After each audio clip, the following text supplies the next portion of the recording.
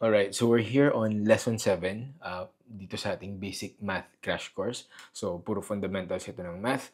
And the topic for this lesson is converting fractions, decimal, tsaka percent. Okay? So, and then, paikot-ikot lang. So, isa rin ito sa mga common topics. Isa to sa mga common topic na kung saan feeling ko yung understanding ng mga students minsan hindi din talaga ganun ka-solid. Okay? Kasi itong mga questions on fraction, i-convert mo to decimal to percent, paikot-ikot lang naman yan eh. So, dapat maganda na naiintindihan natin kung paano ba talaga ginagawa yun. Okay? Minsan kasi may mga students na kapag nakakita na ng fraction, nakakita na ng decimal, dyan na kayo na kinakabahan, di ba? Natatakot na tayo. Okay? So, now, let's move dun sa mismong sample ng ating module na ito, ng lesson na ito. So, very easy lang for this video. I-convert lang natin yung mga given from fraction to decimal to percent. And then, depende na kung ano yung hinahanap, okay? So, more on exercise to, ma-practice tayo, paano ba talaga siya ginagawa? And mas maging komportable kayo na mag-convert from one form to another, okay? So, simula tayo dun sa fraction. Ang given sa number 1 is 3 over 5. And then, kapag nagta-translate tayo from fraction to decimal, ang ginagawa lang naman natin is, di ba, dinidivide natin ng normal. Okay? So, what is 3 over 5? So, saan ang galing yan? Dahil yan dito sa 3 over 5 na to, di ba? Kasi yung fraction bar na yan, nagde-denote lang din naman yun ng division. So, i-zoom in ko lang ito. Pag sinolve ko yung 3 over 5 na yan, paano tayo nagde-divide ng 3 over 5? Di ba? So, sa 3, ilang 5 meron? Wala. I hope na yung mismong basic na division is also in a way clear naman na sa inyo. Anong ginagawa natin? Nag-add kayo ng decimal point dyan. Tapos, kukopy nyo sa taas. Tapos, lalagyan natin ng 0. And then, you treat it as 30. So, 30, ilang 5 meron dyan? 6. So, meron kang 6 times 5, 30. So, okay? So, ibig sabihin, and then you put the 0 here as a placeholder lang, di ba? So, it means 3 over 5 is equivalent to 0.6. Okay? So, yun yung ilalagay natin dito. 0.6. And then, paano tayo magko-convert from decimal to percent? Okay? So, ang gagawin lang natin is, yung 0.6, ito times lang natin sa 100. Okay? So, pwede nyo balikan yung previous lesson about operations ng decimal. Paano isa-solve yung 100 times 0.6. Ipakita lang natin yung longs method. So, 0 times 6 is 0. 0 times 6 is 0. 1 times 6 is 6. Tapos 0, 0, 0. And then, tama? Ito, 0 naman na yan. So, hindi ko na isusulat. And then, ano yung rule natin kapag nag-multiply ng decimals? Hanapin nyo lang or bilangin nyo lang ilan yung digits sa kanan ng decimal point. So, sa case na to, itong nasa kanan lang ng 0.6. Kasi yung 100 nandito yan sa dulo, wala naman ang kasunod, di ba? So, isa lang. So, mula dito, i-move ko lang siya ng isa. So, the answer is 60. Tapos, lalagyan ko na lang ng percent. Okay? Pinakita ko lang yung long route. Pero, kung nanggaling ka na sa 0.6, tapos gagawin mo siyang percent, ang gagawin mo lang is i-move mo lang to ng 2 decimal places pa kanan. 1, 2. Ayun, magkakaroon ako ng 60. Okay? So, the answer here is 60%. Okay? Ganun lang kasimple.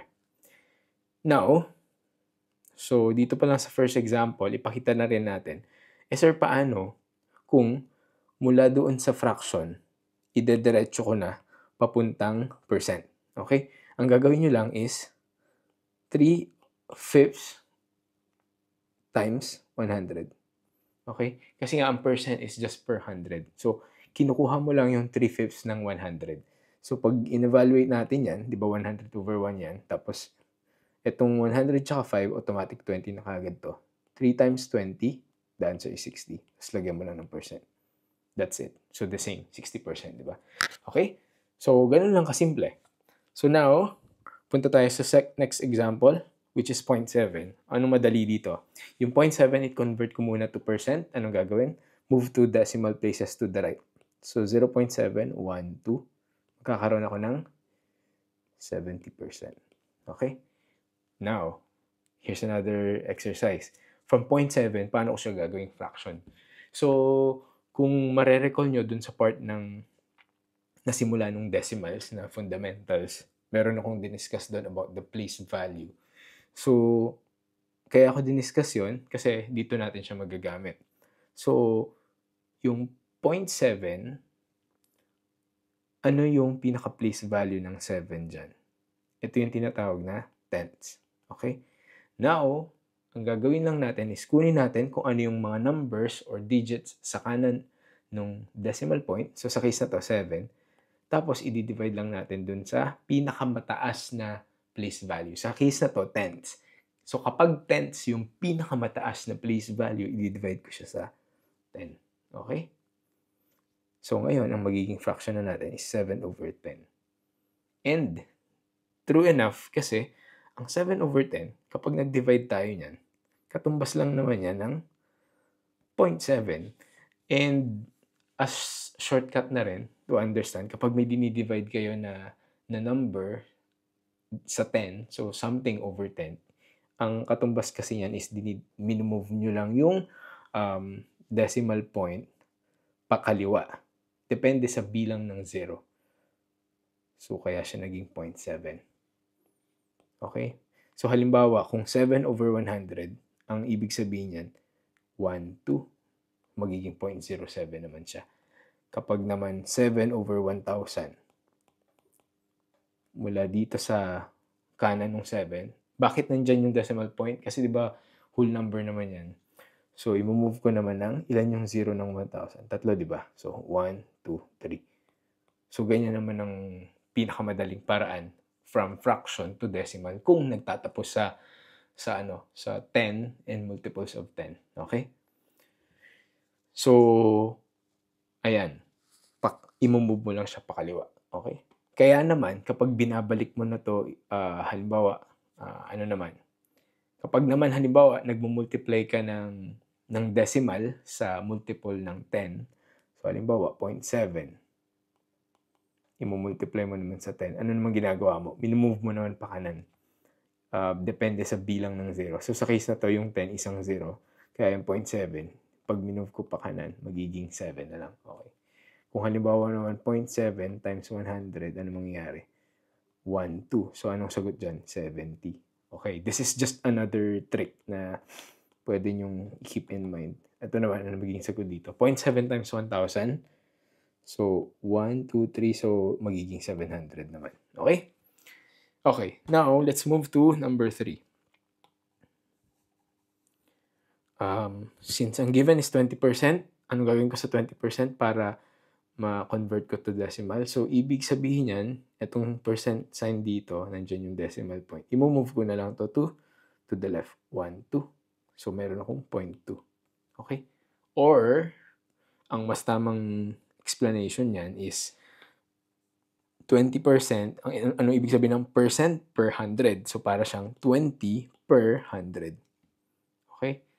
Tingnan nyo. So, kahit paikot-ikutin na kayo, kaya nyo na siyang i-convert. Di ba ang 20 out of 100, parang ganun lang yun dun sa kaninang kaka-explain ko. So, parang nandito yung decimal point mo kasi whole number yan. Tapos, ilan yung 0 ng 100? Dalawa. So, 1, 2. Ayun, kaya siya naging 0.2. Okay. O kaya naman, ang 20/100, kapag inano mo yan, tinanggal mo yung isang 0 sa taas, isang 0 sa baba, anong nangyari? 2 out of 10, di ba? So, yung 2 out of 10, ganun din. I-move ko decimal place pa kaliwa, isa lang. Kasi, isa lang yung 0 ng 10. Okay? Nagigets ba? So, kaya siya 0.2. Okay? And then, ano yung question? Ano yung fraction equivalent? Ito na. Alam na nga natin, 0.2 ay katumbas lang ng 2 out of 10. Pero, mas tama na isulat natin dito yung lowest term niya, which is 1 out of 5. Okay? Next, 2.5. Gagawin nating decimal. Paano natin gagawin decimal yan? Mixed number na siya. Okay? So, ang 1/2, alam na kagad natin, it's 0.5. So, it's going to be 2.5. Okay? And then, paano natin siya gagawin? Percent. I-move lang natin to decimal places pa kanan. So, 1, 2. Ayun. So, magkakaroon ka ng 250%. Okay? Next, 0.3. Move to 2 decimal places pa kanan. 1, 2. So, magkakaroon ako ng 30%. Okay? Ano ang fraction nito? 3/10. Okay? Next, 2/5. Anong decimal nito? Ang 2/5, pag dinivide mo yan, 2 divided by 5. So, add ka ng 0.0. Then, decimal point sa taas. 20 divided by 4 is 4. 4 times 5 is 20. And then, that's it. So, 0.4. And then, pag percentage, that is 40%. Okay? Next, 5.5%.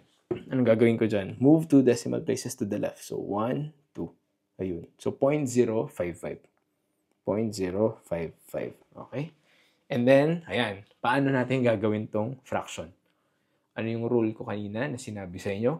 Kunin nyo yung number na nasa kanan or digits na nasa kanan nung decimal point. So, sa case na to, meron tayong 0.055. Tama? So, ano yung numbers na nasa kanan? 55. So, copyin ko si 55.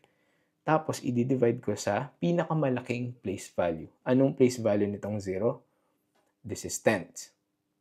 Hindi pa ito yung pinakamalaki. Yung next, hundreds. Okay? Yung next, thousands. Okay? Since thousands siya, i-divide ko to sa 1,000. So, that's 55 out of 1,000.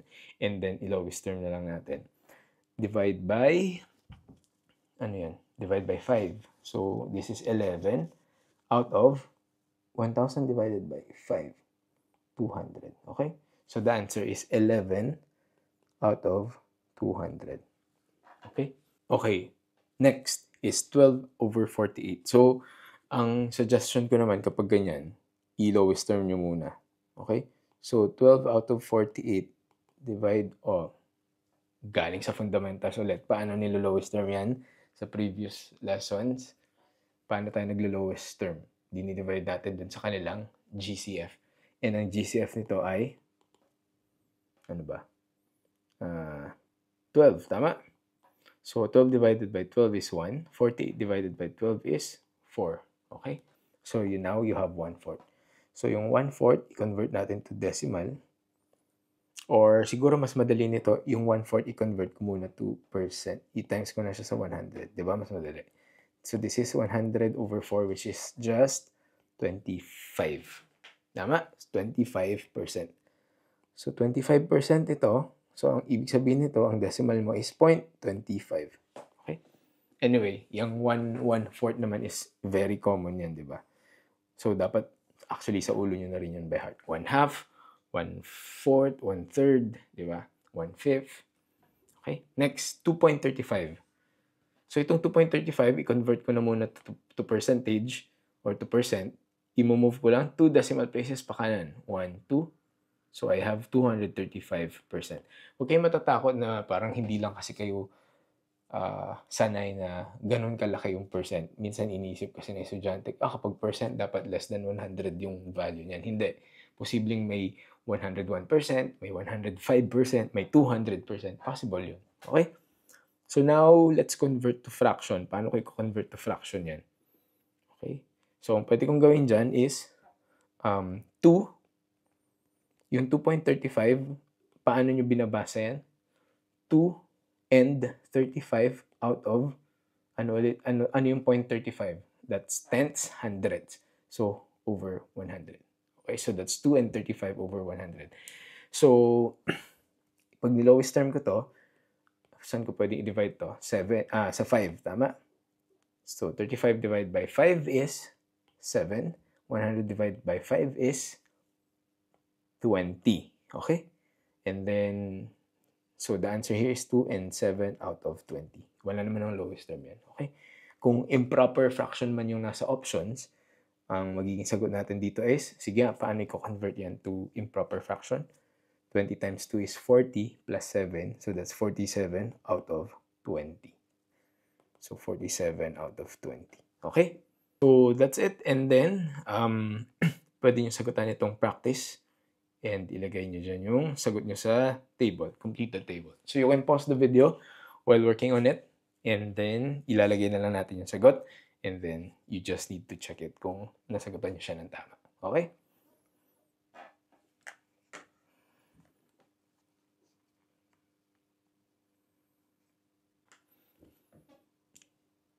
Okay, so ito yung sagot. I-check nyo na lang, i-pause nyo para ma-check nyo one by one kung tama yung sagot nyo. Take note lang, pagdating sa number 3, I think 4/13 is hindi sakto.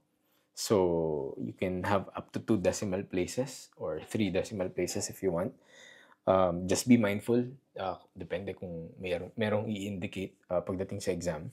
So, you can use 0.317 or 0.32 as the decimal value. And then for percent, it's 31.7% or 32%. Okay? So, ayan. Hopefully, this topic is very clear. Paano nagko-convert from fraction to decimal to percent. Okay? So, hopefully at the end of this video, as you learn how to do it, di ba? Mag-convert from one form to another is hindi na kayo nanervyusin kapag meron kayong fraction na kailangan gawing decimal to percent. Okay? So, ayan. That concludes our lesson number 7. Okay? So, see you on the next lesson.